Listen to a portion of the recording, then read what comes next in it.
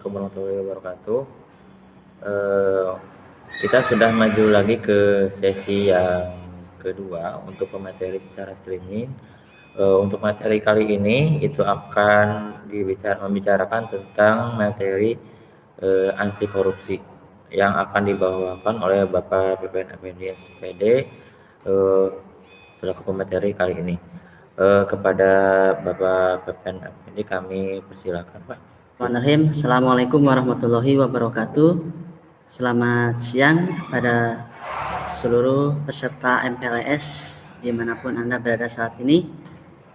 Hari ini kita akan coba mengupas tuntas pengetahuan mengenai anti korupsi. Sebagaimana halnya yang sudah kita ketahui bahwasanya tindak korupsi sudah menjadi hal yang sangat tanda kutip membudaya di negara kita dan juga negara-negara yang lainnya. Dari itu, marilah kita akan coba simak dan kita lihat di slide di sini mengenai anti korupsi. Terlebih dahulu di sini, di tujuan pembelajarannya kali ini, setelah kita mengikuti pembelajaran ini, para peserta, yaitu yang dimaksud adalah peserta MPLS, diharapkan bisa memahami yang namanya anti korupsi dalam melakukan kegiatan di instansinya masing-masing. Nah, ini dia potret untuk sebuah negara yang mana di sini dari sumber daya alam sangatlah luar biasa indahnya dan sangat luar biasa kekayaan yang ada di salah satu negara ini. Tapi kenyataannya dengan sumber daya alam yang sangat luar biasa tadi, kenyataannya ternyata seperti ini, di mana potret kemiskinan negaraku di sini sangat ironis, di mana sumber daya alam yang sangat melimpah ruah ternyata tidak menjamin atau tidak menjadikan yang namanya pribuminya dapat menikmati hasil kekayaan sumber daya alam tersebut. Coba kita akan saksikan di sini tayangan berikut ini. Mudah-mudahan ini bisa menginspirasi kita semuanya tentang salah satu negara yang sangat luar biasa keindahannya.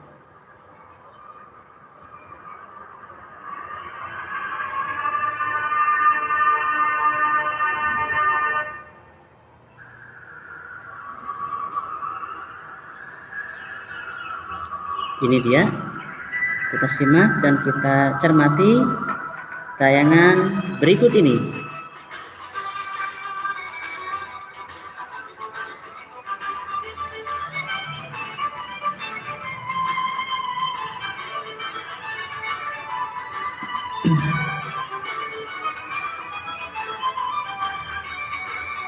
Sebuah prediksi yang menggambarkan bahwasanya negara yang kaya itu terletak di benua Eropa ataupun benua Amerika.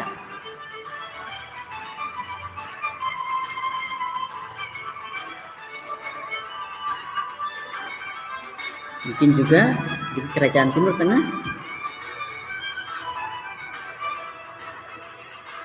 Yang terkenal dengan yang namanya kilang minyak.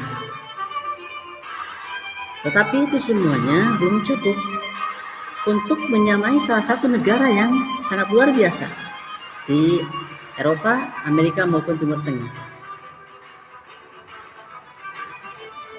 Maka siapapun warga negaranya yang mengetahui bahwasannya negara ini sangat kaya tentu akan merasa bangga dan juga merasa sangat bangga. Nah, seperti inilah. Ternyata negara yang sangat luar biasa kayak itu adalah negara kita, negara Indonesia.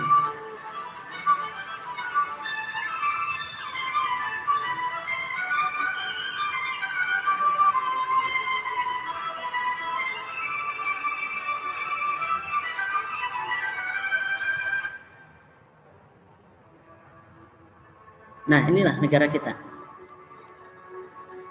Sangat luar biasa dengan yang namanya tambang emas.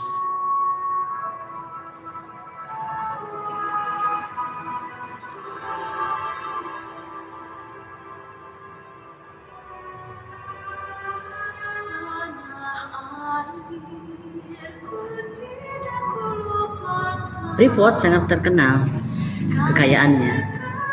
Cuman hasil olahannya 1% hanya dimiliki oleh pribumi. Sedangkan 99%-nya dari segi teknologi maka dimanfaatkan oleh negara yang lain. Begitu pula dengan yang namanya Blok Natuna.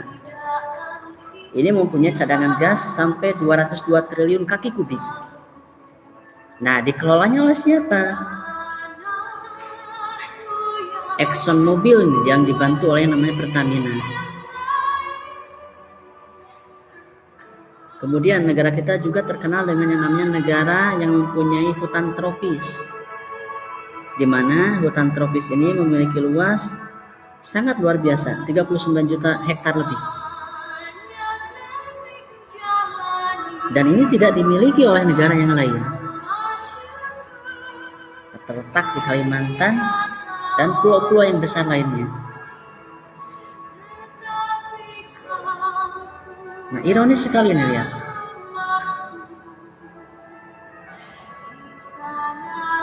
Bahkan negara kita pun terkenal dengan yang namanya negara bahari atau lautan, di mana negara ini dikelilingi oleh dua samudera yang sangat terkenal, Samudra Pasifik dan Samudra Hindia. Ini dia, mempunyai berbagai jenis terumbu karang dan juga hewan-hewan yang sangat unik di dalamnya. Negara Indonesia merupakan negara terbesar keempat di dunia. Nah, dengan jumlah orang yang cukup banyak ini, sebenarnya kita banyak potensi dari orang-orangnya. Namun tidak menjamin negara yang mempunyai sumber daya alam yang sangat subur, yang terletak di Zamrud Khatulistiwa, ini sangatlah kaya ini dibandingkan dengan negara yang lain.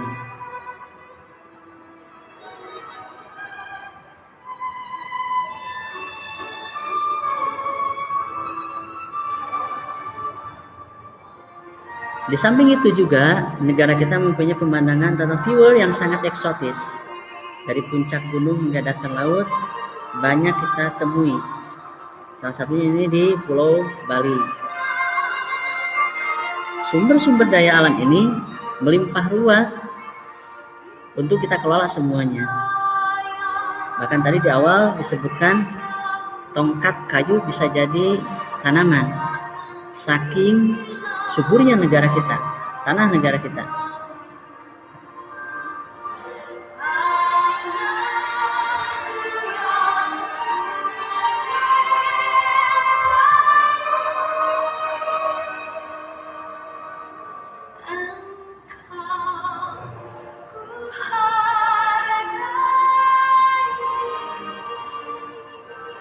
Ini dia, Indonesia termasuk salah satu Seven Wonder, artinya ada 7 keajaiban dunia yang terkenal dengan yang namanya Candi Borobudur.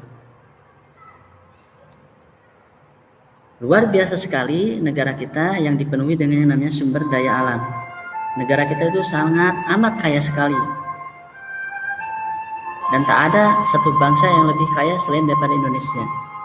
Tapi pada kenyataannya apakah yang terjadi?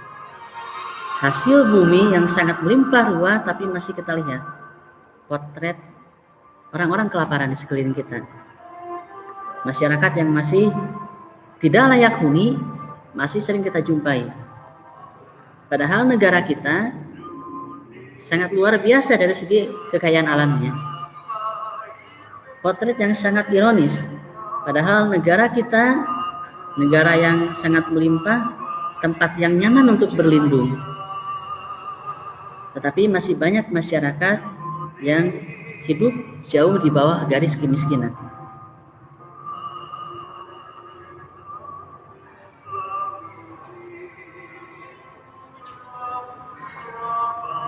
Ini potret negara kita dengan penduduk yang seperti ini, sering kita ketahui dan sering kita lihat. Penghasil minyak, tapi bisa kita temukan banyak yang mengantin yang namanya minyak. Yang susah mencari makan, padahal negara kita penghasil beberapa bahan pokok yang bisa kita ekspor ke luar negeri.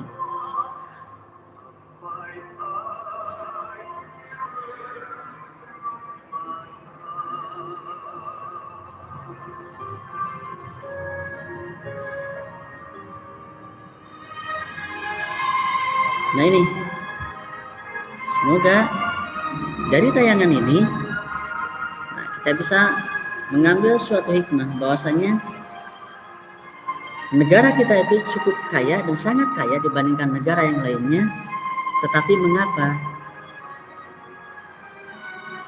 taraf kehidupan masih banyak kita temui di antara mereka ada yang masih hidup di bawah garis kemiskinan. Di mana letak kesalahannya?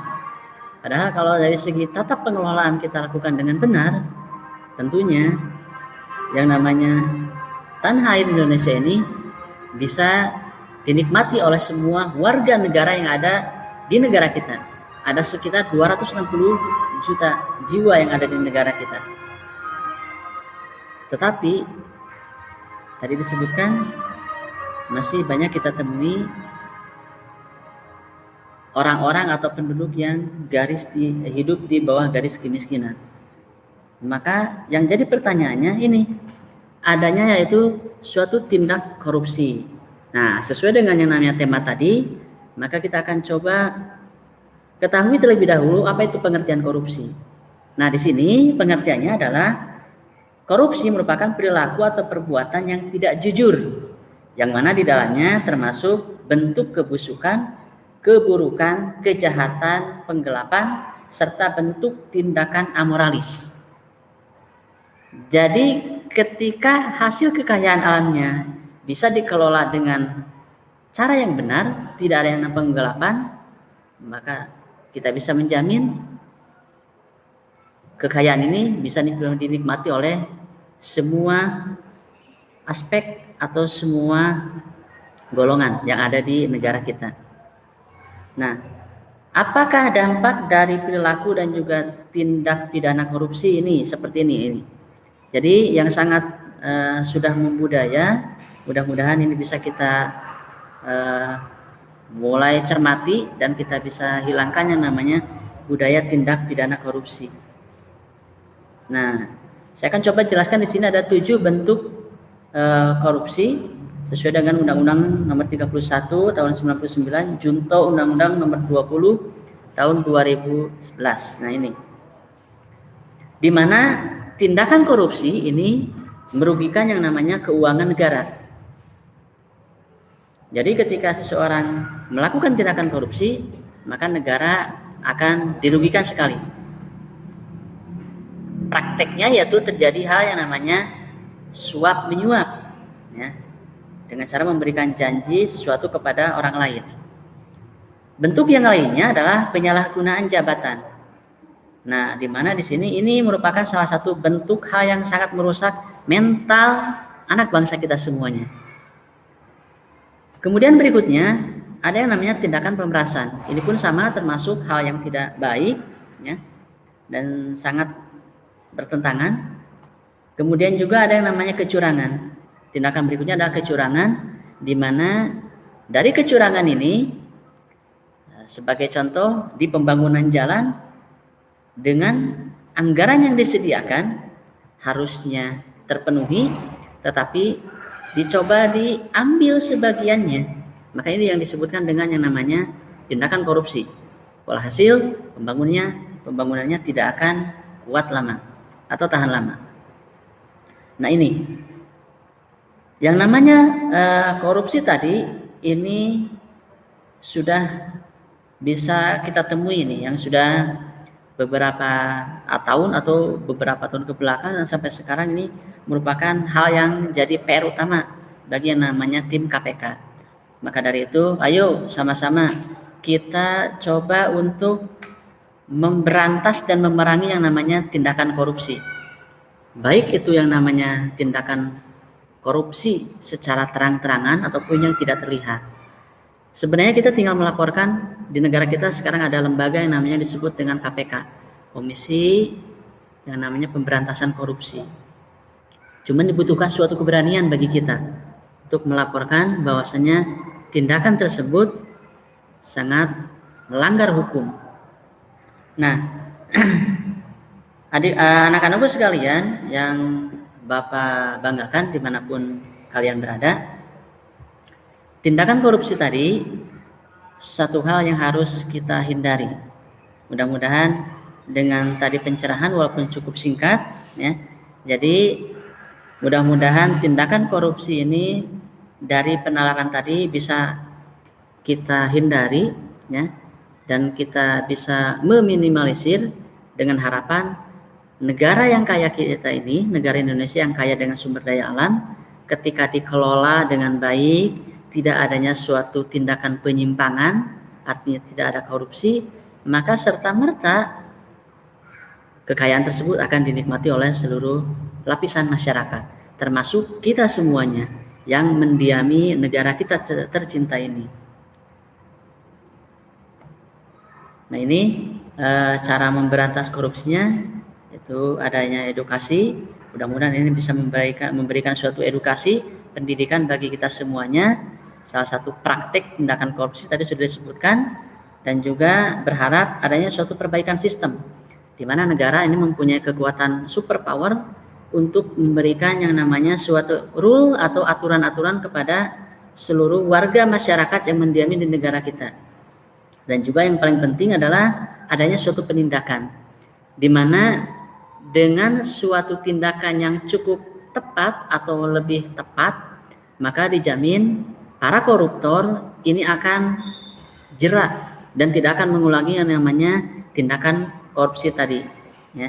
Jadi ini berharap negara kita bisa aman, dalam arti aparat pemerintahan bisa memberikan suatu tindakan yang memberikan suatu efek jerak kepada para koruptor-koruptor yang merajalela dari negara kita.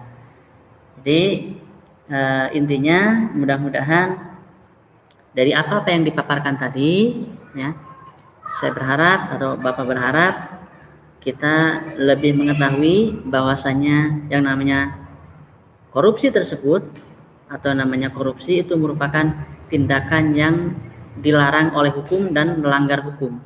Maka dari itu, mari kita coba sadar hukum untuk tidak melanggar yang namanya hukum. Salah satunya adalah dengan tidak melakukan praktik korupsi, baik korupsi secara skala kecil maupun yang lebih terlarang lagi adalah skala besar, ya. Maka dari itu kita membuktikan ketika kita tidak berani untuk korupsi, maka kita menunjukkan bahwa kita selaku warga negara yang taat dan sadar terhadap hukum. Nah, para siswa sekalian dimanapun kalian berada, nah itu mungkin gambarannya mengenai yang namanya anti korupsi. Kita coba perang terhadap yang namanya korupsi, ya. Kita perangi yang namanya korupsi dan berharap pemerintahan lebih tegas lagi untuk memberikan tindakan supaya para koruptor itu mempunyai efek jera dan tidak berani untuk mengulangi lagi.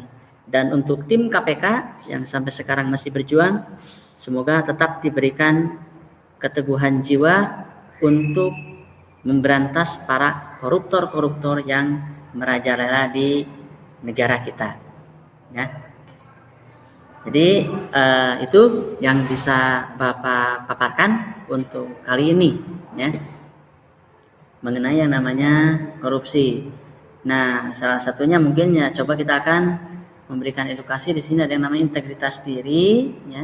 Diulang dua gini, ada teladan keluarga dan budaya organisasi, ya.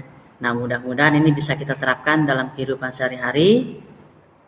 Demikian yang bisa Bapak sampaikan. Intinya, stop korupsi, stop gratifikasi, kita berantas yang namanya budaya korupsi yang sudah merajalela di negara kita.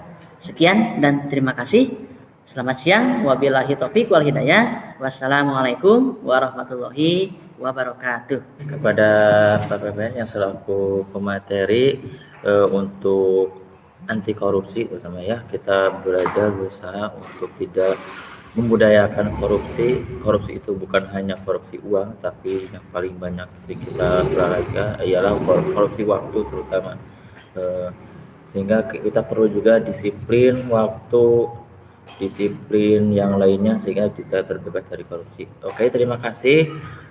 Itu untuk materi tentang anti korupsi di session kedua. Selanjutnya itu akan ada paparan terkait dengan info pembelajaran untuk tahun ajaran 2010 sampai 2021. Nanti akan dibawakan langsung oleh Bapak Kurikulum, oleh Bapak Dudi Firmansyah. Mungkin di break dulu beberapa menit, kurang lebih 10 menit untuk persiapan. Silakan anak-anakku sekalian untuk membuat resumenya dari pemateri yang barusan dari Pak Pepen ya. Oke, terima kasih atas perhatiannya. Bila itu Assalamualaikum warahmatullahi wabarakatuh.